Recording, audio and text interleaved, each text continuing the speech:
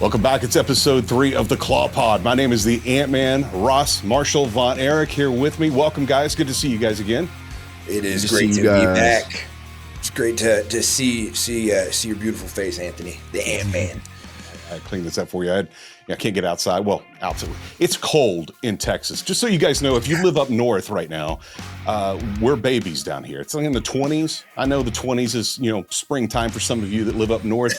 That's just stinking cold down here for us. Yeah. When the majority of the years in the 80s and 90s. The world stopped today, everybody. Man, the world stopped in Texas. Pretty much the entire week, it feels like. I went to TNA Genesis in Dallas on Sunday. And did you? Man, while I was coming back, I just watched the temperature drop as I'm driving. And it's weird because I'm driving south. Normally that's when it starts to get warmer. And man, it was getting cold as I was driving back. Speaking of was that? I was going to ask. It was a great show. Packed house. Absolutely fantastic. And of course, just before then, they announced the partnership that TNA and WWE and NXT have now. And saw some surprises during that show. For the most part, it was pretty much all TNA. But man, what I really love about it is they give time to those stories and they give time to the matches. They have time to tell everything they want to. And that may just be, I don't get to watch a lot of TNA. It's, here it's kind of hard to find, just the weekly show, unless you subscribe and ad or no ad, whatever. They didn't pay for this, but I'll tell you, TNA Plus, I guess, is where you can get everything now from them. So it's going to be interesting to see what they do. And especially now that Nick Nemeth, or the former Dolph Ziggler, is no longer the TNA champion. Congratulations to Joe Hendry, I believe. Joe Hendry. And that is unbelievable. And he deserves it, man. He's been busting his butt. Have you been to a TNA show in the years before? Because 15 years ago, I went to one when there was a 6-sided ring. And it was promotionally some stuff we were doing at a radio station I was working with. And if I'm just being honest, I did not have a great interaction with those guys. Quite a different vibe, huh? Yeah. Except for Abyss. I will say that when Abyss was there. And I talked to him quite a bit. That dude is fantastic. Yeah, he's a good man. Yep. WWE. So what I was going to ask you, though, is obviously TNA is doing something right. Something changed.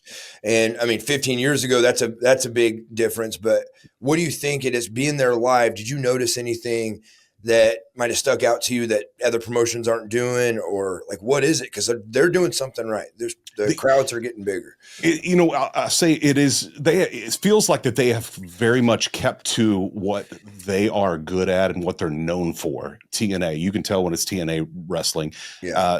There's a look about it, but their production has definitely elevated since, from 15 years ago. There's no longer 6-sided ring. Felt awkward the entire time they had that. I know. 4-sided. Have you ever wrestled in one? In a 6-sided? Yeah, we wrestled in one. It was weird. Especially double teams. We have like double team sequences where, like, what corner are we shooting them in? It was confusing. The rumors are true as far as being a little stiff. Yeah, that room is a little tight. Yeah. I think just the way the ring is shaped, it's the boards are designed. It's a lot stiffer for sure. Yeah, it looks good, but I will say this, that they have a similar style to WWE in a way that everything, like, I've heard this, and guys tell me if this is wrong, but it's slow down and then slow down again, or something to that nature. No, that's what it felt like. That sounds like great wrestling wisdom and advice. That would work for any young wrestler. Yeah. And it feels like they do that. Yeah. Really? I think the saying is, if you think you're going too slow, slow down. Is that right? Yeah. Something like that. That sounds more like it. Yeah. We've been. Yeah, usually if you're a young wrestler and you're hearing that term, you're usually in a headlock and an older wrestler is slowing you down. He'll get you in a headlock and be like, "Slow down, kid, breathe." Gotcha. Yeah. Well, it felt like, and like I said, that they had time to tell the story that they wanted. The Jordan Grace Tessa Blanchard match was unreal. Just so good between those two women. And I saw something afterwards that evidently that was Jordan Grace's last match in TNA. So I expect to see her to pop up in WWE. Okay, if she hasn't already. I didn't see Monday say it yet. So. Wasn't she the first female to be an active TNA wrestler, right? To go to TNA, or be an active TNA wrestler to go wrestle for NXT? It wasn't the first one. She's the most recent one, though. Is when nobody expected it. It was in the Royal Rumble, and you heard her music. But someone else has done that. Yeah, someone else has done that. And why am I forgetting her name? It's only because you asked me. I would know it any other time. Jackie? No, not Jackie. Dadgummit, somebody, they're going to kill me in comments right now. I promise you. Oh, man. Get him, guys. Get him. He should know this. No, you know what? I'm not going to let that happen. I'm going to go. So there's been a signed TNA talent that's done an NXT show before all this? Not NXT, WWE. It was in a Royal Rumble, yeah. Oh, okay. I thought Joe was like the first to ever do it. To pop up at NXT, kind of. It was so cool to me that they're working together. I was like, man, finally someone's doing it. That they would be okay with having a TNA guy come over to NXT and do some stuff. But I thought it was going to be Japan style and just anybody from any other company gets murdered on their network. Like in Japan, if you bring in a guy from a different promotion, he's getting smashed. Our promotion's more dominant, and so it's a lot of that. Especially if you're a young boy. Or oh my God, inexperienced, then you're gonna have a rough day at a outside promotion. I'll never forget our first our first tour in Japan, first time in Japan, and we had made friends with this young boy Hayashi, and we were like really good friends with him. And then Suzuki Gun came, and it was our first time ever seeing him, and he came out. Minoru Suzuki, right? Yeah, Minoru Suzuki. Yeah. And he went up on the rope to open the ropes so he could get in the ring, Suzuki, and Suzuki just kicks him right in the face. Like, I don't know, Hayashi's my good friend, Ross's good friend. So I was like, man, this guy does not care about young boys. And then he just started KOing young boys everywhere, just knocking them out, throwing them places. And to you wrestling fans that don't know, the younger Japanese wrestlers are called young boys. It's like I don't like the terminology they tell us Americans. Probably young boys. Why is that? Why that name? I'm not sure. That's what they call all the trainees, the guys that are working their way up. I think the translation is green boy. Green boy. Okay, it's the equivalent of somebody who's young in the business. Right? Now that it only took me half the podcast. Now Mickie James, and I could see her face, and I don't know why I could not remember her name. Mickie James. Yeah, she came as the Knockouts champion. Came from TNA to the Royal Rumble. That was the first really time yeah. Interesting. Okay, and then how did years later, Jordan Grace. She did well. Yeah, I mean, she obviously didn't win. Mm-hmm. See, man, that would have been that. See, I really feel like they would have definitely surprised people because I mean, everyone's like expecting. Of course, she's not going to win, but yeah. But big congrats back to it. Congrats to Joe Hendry, who is the new TNA heavyweight champion. I can't wait to see what he does, and then where that goes with NXT. I mean, maybe we have Obafemi and Joe Hendry go head to head, champion versus champion. That might be kind of cool. Yeah, man. But I know the interactions are endless, and excited to see what they do on both sides of that because both of them could build up. I mean, I know now that the only way to watch any of the match, like to get absolutely everything, is with TNA Plus, and they pulled it off of YouTube and everywhere else. And that's where you have to go. And yeah, you can still, I don't even remember what TV channel that they're on, what cable channel or over the top channel that they're on here in America. They took over where Raw, SmackDown, and NXT were up in Canada, from what I hear. And so they got a great place up in Canada, just hard to watch here in the United States. So hopefully maybe even with this partnership with WWE, it leads to a contract where it's a little easier to watch TNA because the product is there. More accessible. Recently, has there been like new ownership or like what's changed with Anthem is still the owner and they have been for quite a while now. Yeah. Okay. Maybe someone's doing a great job. I don't know who it is, but I think a lot of it has to do with Tommy Dreamer. If I'm just being honest. I think it does. Oh, he's a great mind. That would make a lot of sense. Why did incredible mind and a patient guy? Yeah, okay. I feel like someone just told him to Tommy, take control because I feel like that would happen. Other than Raven, I haven't heard anybody else say anything bad about Tommy Dreamer. So no, and interesting too because Tommy is one to let his opinion be heard. Yeah, and to be to have his reputation and be outspoken and be on pretty much great terms with basically you got to respect everybody. that. Dang, I never thought about that. You do have to. When I've heard him give his opinion, though, it's always been very respectful. It is. It is. You know, But very direct at the same time, but Sure. very, respectful. He's I remember we were on not his podcast, but we're on Sirius XM getting ready for our AEW show, our debut, and we were telling him just talking about where our hearts were at, and honestly, it was so candid because AEW felt like the next big step for Ross and I, like a transition, and we weren't even talking about contracts or anything, but Ross and I. We had been praying a lot and we knew the transition was coming. And so we just figured this looks like it's it. So we kind of just putting it out there. But anyways, when they called us in for the interview, they got a really vulnerable Ross and Marshall. We were it was just a lot of different feelings that week, and a lot of press getting close to dad, and doing some movie stuff. We were doing a lot of the premiere for the movie. And so a lot of just looking back into our past and family stuff. It was just, heavy week. Sure. So we told them where our hearts were at, and we kind of discovered what our why was in the interview. And it was about, when you watch my dad, you watch the movie, you see that last scene, we'll be your brother's dad. It almost starts the perfect storyline for wrestling, and for me and Ross's careers. If fans want to see, what Kevin's up to, they check up, they see his boys are wrestling, his boys are out there doing that or whatever. But we were talking to Tommy, and Tommy gets choked up because we just said we want to take care of my dad. We want to make sure he doesn't have to pay bills anymore. We want him to live. He's suffered enough. He's done enough suffering. Now we want to just.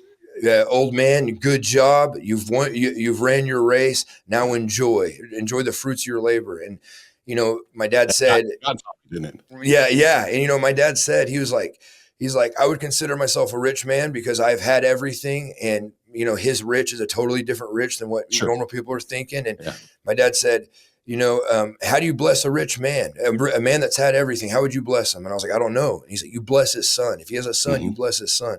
And he's like, and God knows that. And God knows that God knows if he wants to bless me, I want to see my sons at the top. And he'd said this years ago when we were kids. And Ross and I are seeing that happen because we're one thing. It's hard to see it in yourself. We're always walking around in, self guilt or critical on ourselves, but it's easy to see greatness in my father, my dad, or my brother. I can see greatness in both of them easily. I can see it in other people. We got to have Tommy on.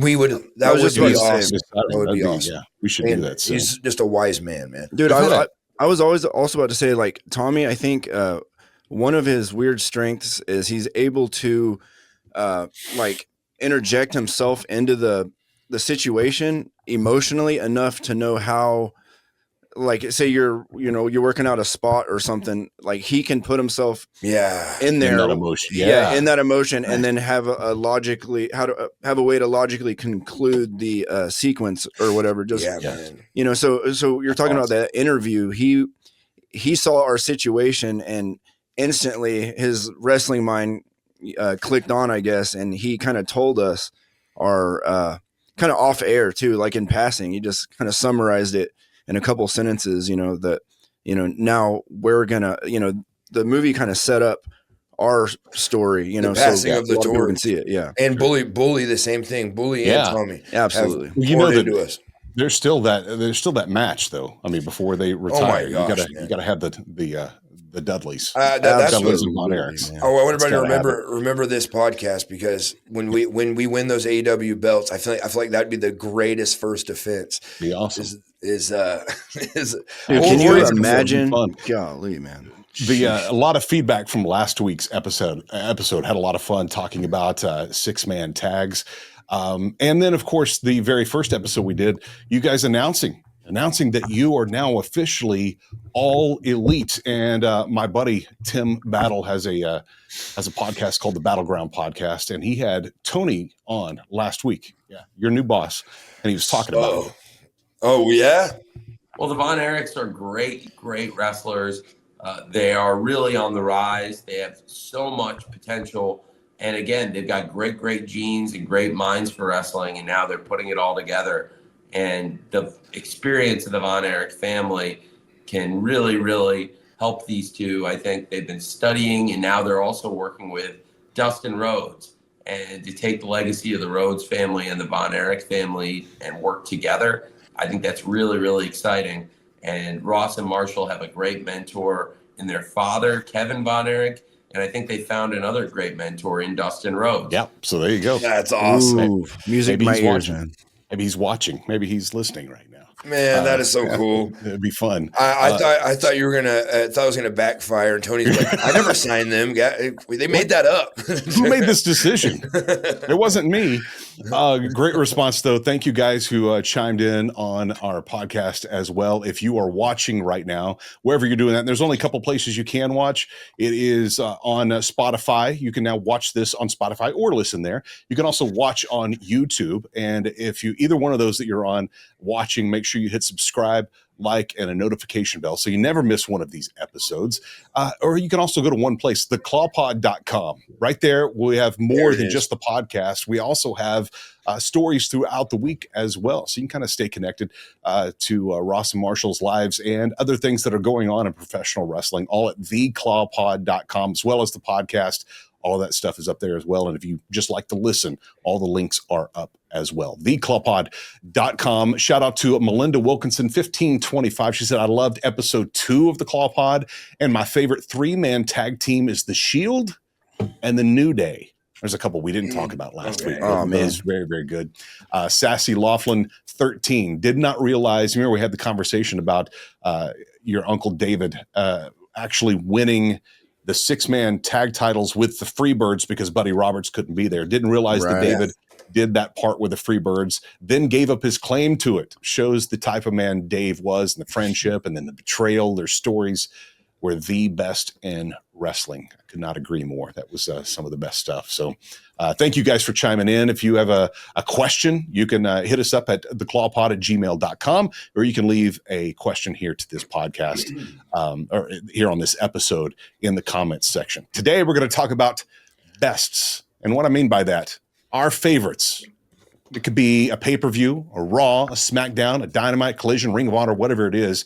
One that you've been to, one that you watched, and for you guys, not me, for you guys, one that you worked. Okay, so let's start with one that you have been to. I'll kind of start it off to kind of give you an idea of what we're looking at. So I had the privilege of being at WrestleMania 40 last year in Philadelphia, seeing Cody finish the story. Oh, was of course, absolutely man. incredible. Doing the tag match on night number 1, losing the tag match, and then having to be bloodline rules for night number 2, and getting through all that and having the help of John Cena and Taker and so many others to come out on top and beat Roman Reigns and finish that story. He had 3 days of wrestling though, because he had AEW or had NXT, and then you had 2 nights of WrestleMania and some other stuff. Is like, man, this is SmackDown. SmackDown was in there as well. The Hall of Fame, and I was wrestled out after about 3 days. Yeah, I bet, man. Understandably. I wouldn't take that back. Damian Priest cashing his money in the bank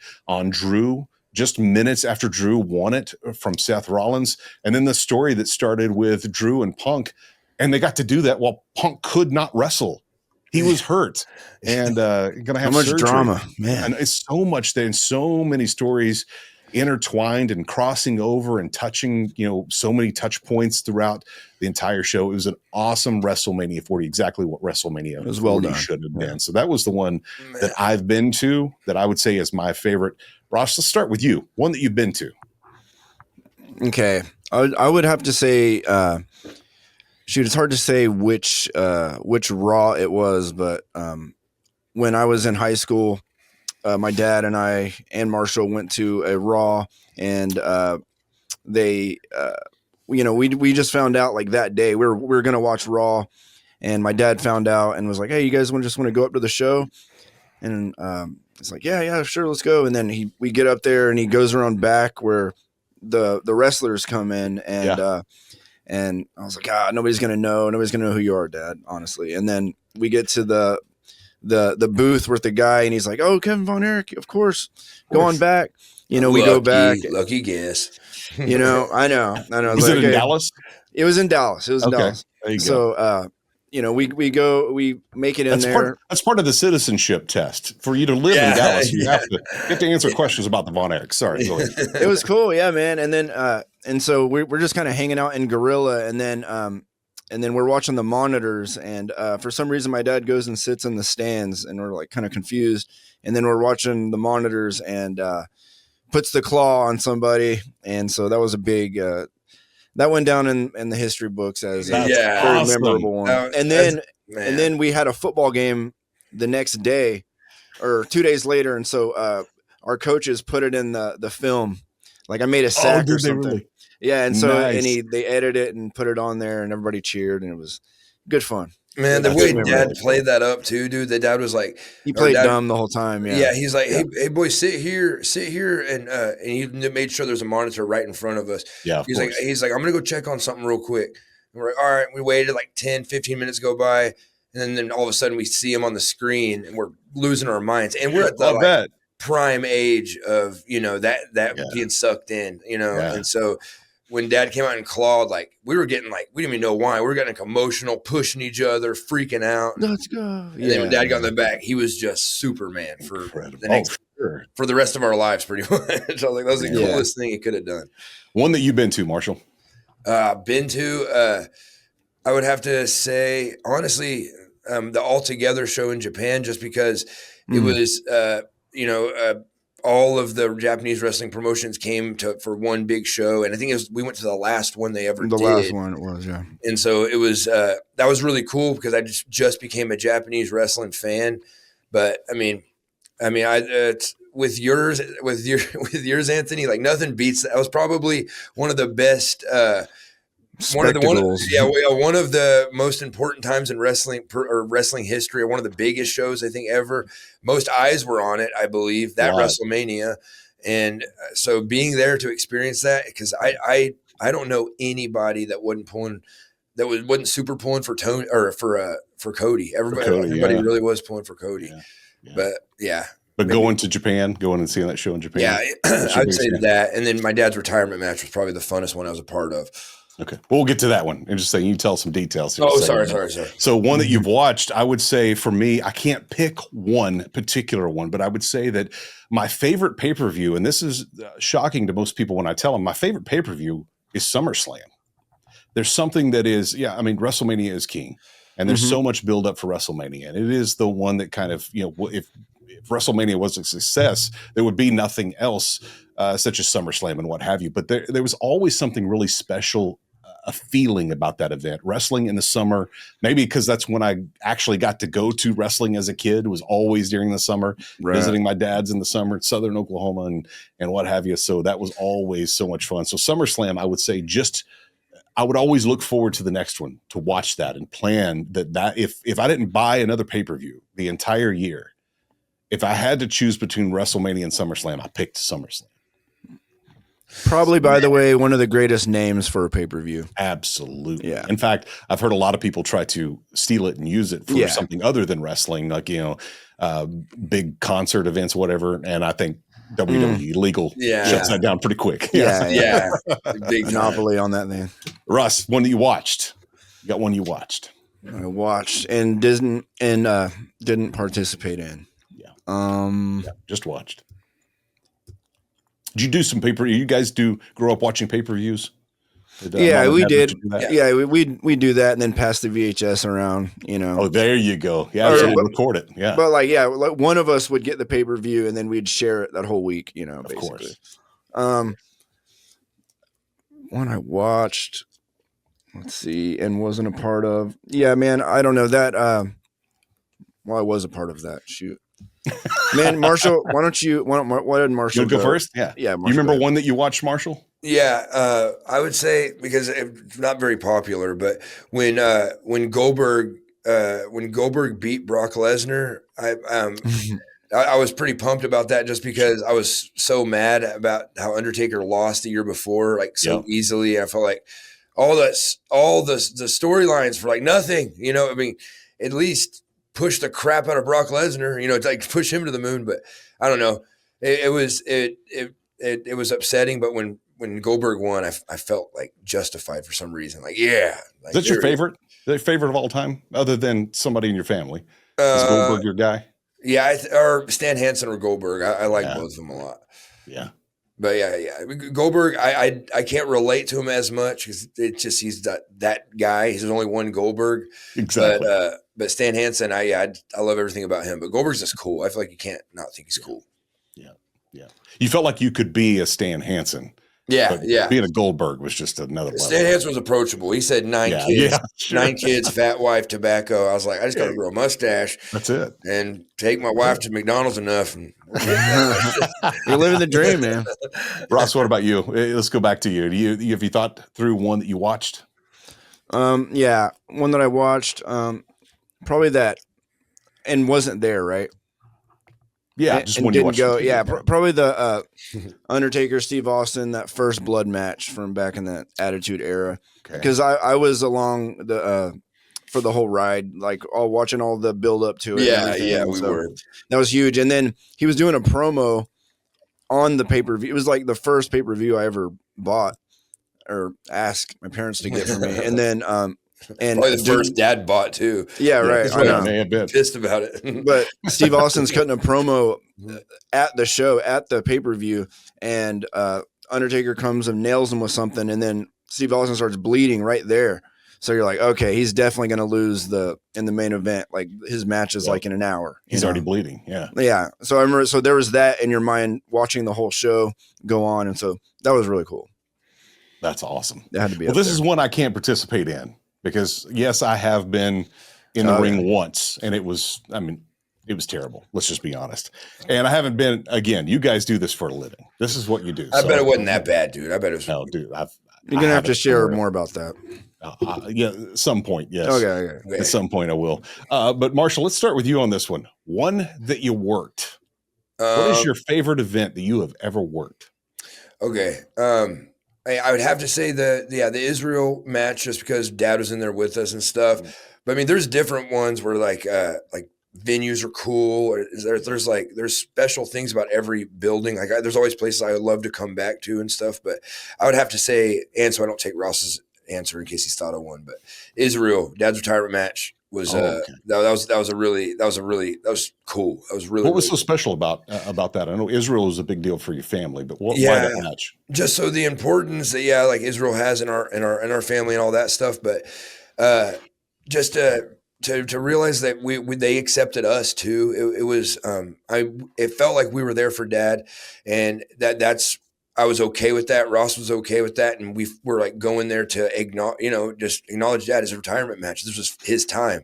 Yeah. And so I almost felt selfish that I even got to be in the match. Like, me and Ross were like, cool. My dad wanted a 6-man though. And now as a wrestler, it makes sense. It's less, less taxing on my dad if it's a 6-man.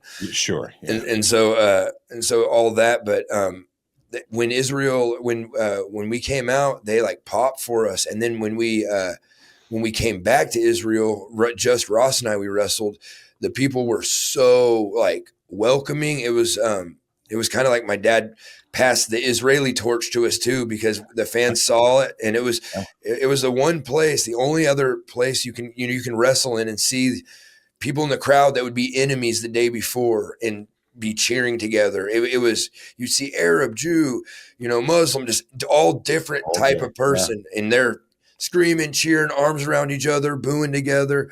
And it's beautiful. It's like, man, wrestling can do this. Thank you, God. That's awesome.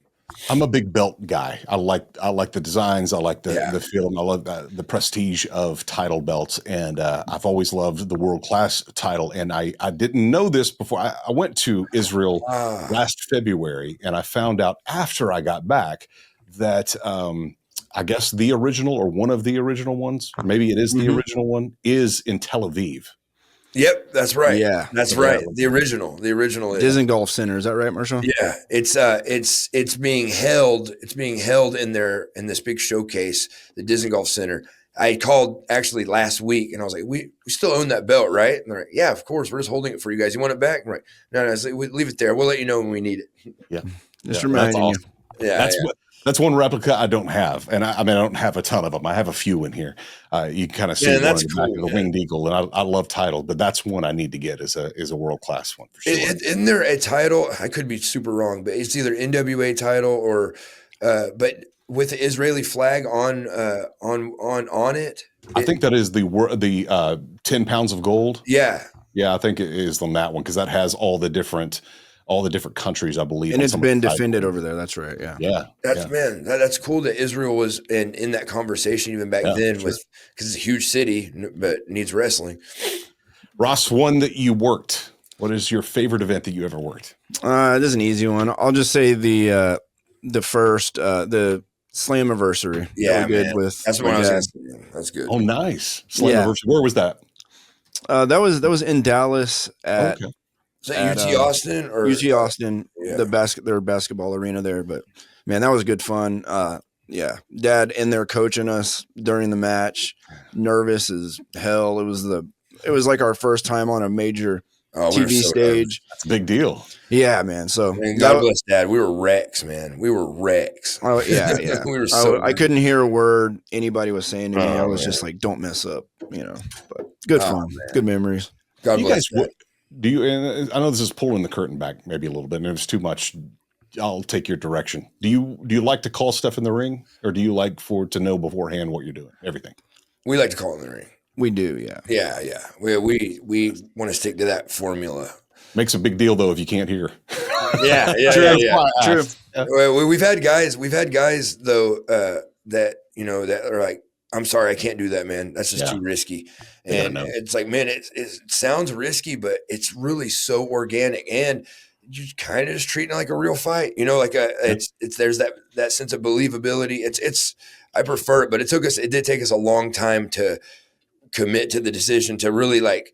It's against every instinct. Like, I'm going to go out there with no game plan. Like, yes, don't go over anything. And are you sure? It's just like you feel like you're being very unprofessional, but then, I think the fans are kind of making the call to bring that back, like whether they really know it or not, just because the fans, that's what's in demand. It's more, there's more emotion that can be derived from it, I think. And honestly, you're listening to what they want. Yeah. And it's more art filled. We're listening to the crowd, and also like, when the wrestlers are just talking, there's a lot more room. When you don't talk it over in the back, there's a lot more room for ego because you're your most exaggerated self when you're in the ring.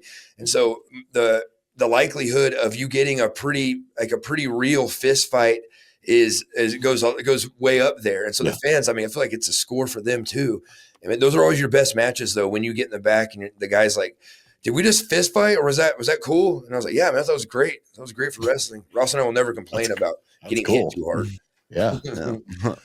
I know we just lost Black Bart just a couple of weeks ago. I heard JBL talking about it, that one of his first matches was with him and it was in world class, and it was you need to listen to him. He's kind of taken over something else to wrestle while Bruce Pritchard is off. So this is where I heard it, and he was talking about how he's like, Black Bart just laid into me and screamed at me, "That's a receipt."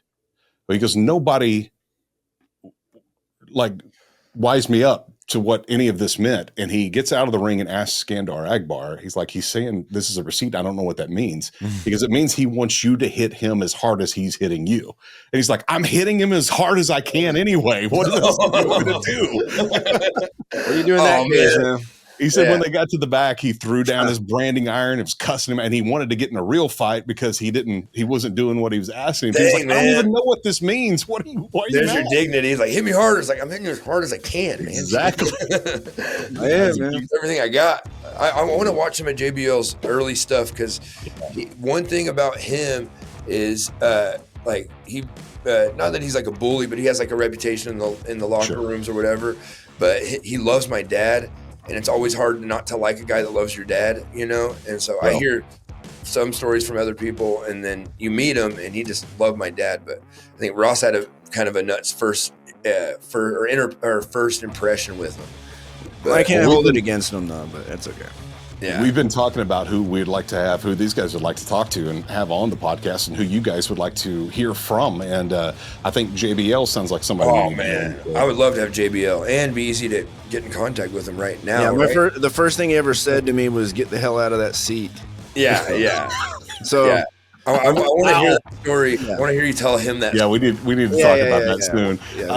For now, we're going to leave you guys with this. Let us know what you can't do the last one either, I would imagine, for most of you, but let us know what your favorite event that you've ever been to, wrestling event that you've ever been to, and one that you've watched. Okay, so let us know in the comments of this episode, or you can drop us an email, theclawpod@gmail.com. Everything this podcast, other stories, and other things that we have going on, all up at theclawpod.com, even other ways you can get in contact. So we'd love for you to check that out. We're not going to get into too many details right now on this one, but I will say that next week is going to be a special episode, which I'm very much looking forward to. We're going to hit rewind, I'll say. That's right. Like way back, rewind. And so we're looking forward to having that conversation next week, maybe even a little special surprise. So we'll leave you with that for now. And if you have any questions, drop us an email, theclawpod@gmail.com, or a message on our website at theclawpod.com. And until next week, I think that does it, guys. We'll see you back here for the ClawPod, episode number 4. If you I like the whole deal. Somebody's going to get clawed. I think that needs to be maybe. Can you give that to us, Ross, in this? Somebody's getting clawed.